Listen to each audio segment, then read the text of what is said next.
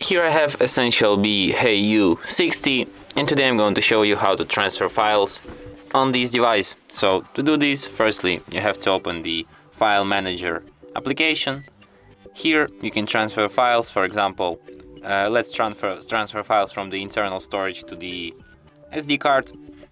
So to do this, let's pick for example some picture. To transfer files, just hold your finger on the file that you want to transfer. You can transfer multiple files, like all these pictures at once. Then tap here, tap Move, then go to the SD card, select the folder to which you want to transfer these files, for example this download, and then confirm it by tapping here. Oh.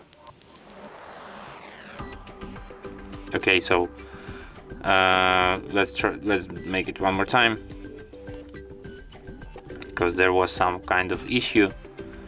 Let's pick all these images, then once again tap Move and move them to this folder, and that's how it's done. And as you can see, now I have these images on my SD card in the download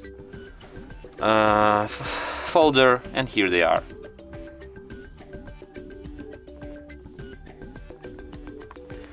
And that's it. Thanks for watching. If you find this tutorial useful, don't forget to hit that like button and subscribe to our channel.